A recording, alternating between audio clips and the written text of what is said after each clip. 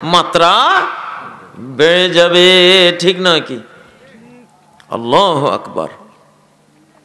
হাত্তা ইযা রাআইতা মাক্কাতা ক্বাদ বুইজাত কাযাইম ওয়া রাআইতাল বিনা ইয়ালু রুসাল জিবালে ফাকাদ আযাল্লা কালামুর রূহ। মুসান্নাফ ইবনে আবি শাইবার হাদিস। আমার যুগের সাহাবীরা মক্কাকে দেখতেছে শুধু পাহাড় আর পাহাড়, মরুয়ার কিচ্ছু নাই। কিন্তু আমি দেখতে পাচ্ছি শেষ জামানায় আমার এই মক্কা হয়ে যাবে গোটা মক্কা জমজম সহ বিভিন্ন পানির লাইন, পাইপ লাইনের নেটওয়ার্কে এসে যাবে, আমি দেখতে পাচ্ছি। আল্লাহু আকবার। আর দেখতে পাচ্ছি গোটা মক্কার পাহাড়গুলি কেটে কেটে সুড়ঙ্গ পথ, টানেলের পর টানেল নির্মাণ করা হবে। হজে গেলে দেখছেন নি, সব পাহাড়ের ভিতর দিয়ে টানেল, সুড়ঙ্গ রাস্তা দেখেছেন না হাজী সাহেবরা? হয়েছে কি না? তখন তো কি এগুলি ছিল না? 1400 বছর আগের কথা। আমাদের যুগে এসে কিয়ামতের একটুখানি আগে এমন ঘটবে, তিনি বলেছেন, আমাদেরকে জানান দিয়ে গেছেন, রেডি হও, হিসাব নিকাশের জন্য রেডি হও, জান্নাত জাহান্নামের কোনটা নিবা এখতিয়ার করো, চয়েস করো, টাইম আর বেশি নাই। হাসরের ময়দান, বিচার দিবস সামনে এসে গেছে।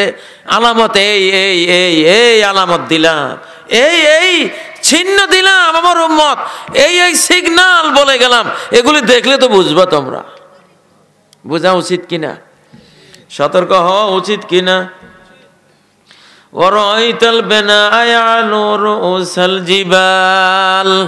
আর যখন দেখবা আমার এই মক্কা নগরীতে এমন এমন প্রাসাদ টাওয়ার নির্মাণ হলো, ওই টাওয়ারের উচ্চতার সামনে পাহাড়গুলিকে নিচু নিচু মনে হয়।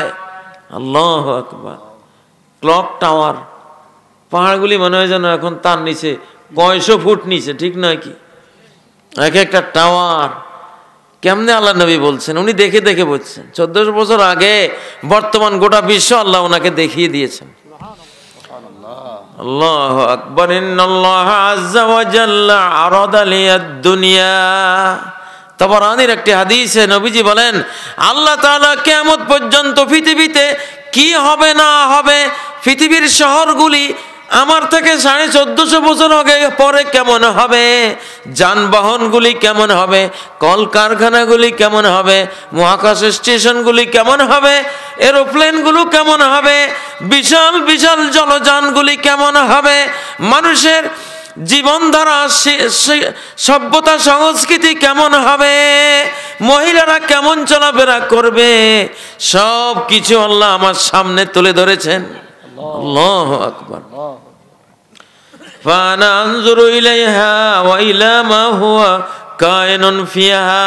আমি এই 1400 বছর আগে বসে এর 1400 বছর পরে, 1500 বছর পরে কি হবে সব দৃশ্য আমি দেখতে পাচ্ছি। কিরকম কিরকম দেখতে পাচ্ছি? কান্নি আনজুরু ইলা কাফি হাজি, যেন আমি আমার হাতের তালুর দিকে দেখতে পাইতেছি, তাকিয়ে আছি। হাতের তালুর সাথে তুলনা দিচ্ছেন। এখানে একখান বিজ্ঞান আছে, হাতের তালুর সাথে তুলনার মধ্যে একখান বিজ্ঞান আছে। আল্লাহ নবী তো দেখছেন যে আইফোনগুলি, অ্যান্ড্রয়েড সেট, স্যামসাংগুলি চৌড়া কিরকম, হাতের তালুর সমান না?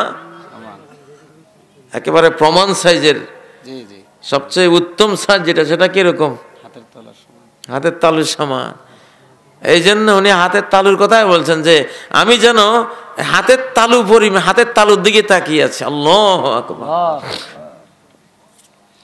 এই আল্লাহর নবী, এই যে নবী, সত্য নবী, তার গায়েবের একটা সংবাদ মিথ্যা প্রমাণ হওয়ার কোনো সুযোগ পাওয়া যায় নাই।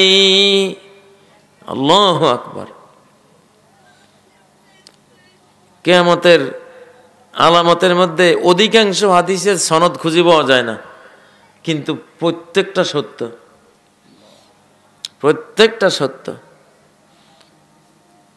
কিয়ামতের আলামত বর্ণনা হয়েছে যে হাদিসগুলি, ওগুলি মওযু, বানোয়াট হইলেও, বানোয়াট মুহাদ্দিসিনরা বলছে এটা মিথ্যা।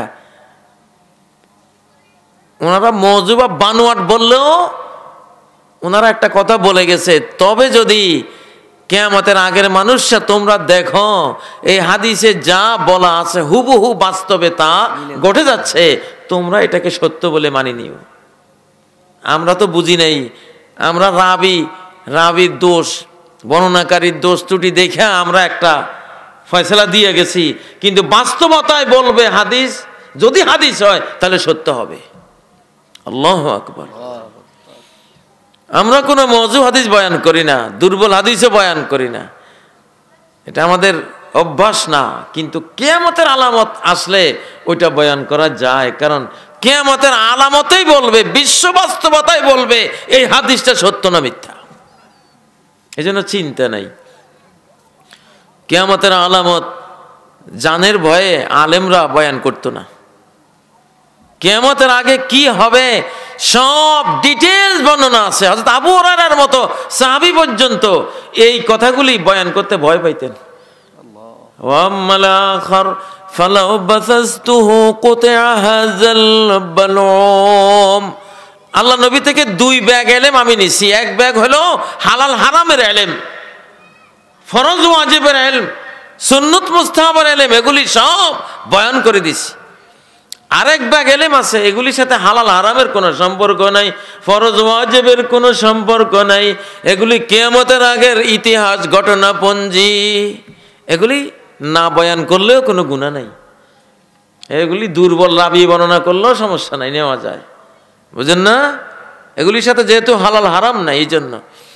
তো আবু হুরায়রা বলছে, আমি যদি বলতে যাই আমার এই গলা কেটে দেয়া হবে। ভয় পাইছি, এই জন্য চুপি সারে 2-4 জনকে বর্ণনা করছে। ওরকম স্ট্রং ছাত্র সবাইকে বর্ণনা করতে পারে নাই, এই জন্য এগুলি সনদ খুঁজে পাওয়া যায় না। কিন্তু আল্লাহ তাআলা হেফাজত করে রেখে দিয়েছেন সকল কিয়ামত সংক্রান্ত সকল দুর্বল হাদিস সহিহ। এই পর্যন্ত আমি যা দেখছি প্রত্যেকটা সহিহ হয়েছে, সামনে অপেক্ষায় আছি।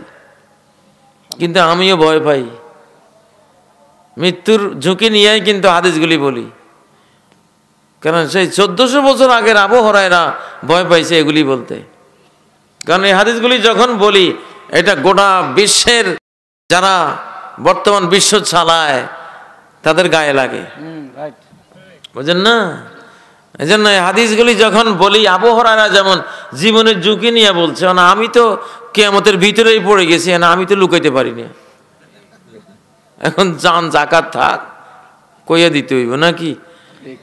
মইরা গেলে দোয়া করবেন যে কাজী মইরা গেছে, যাক এই এলেম কইতে যাইয়া মারা গেছে।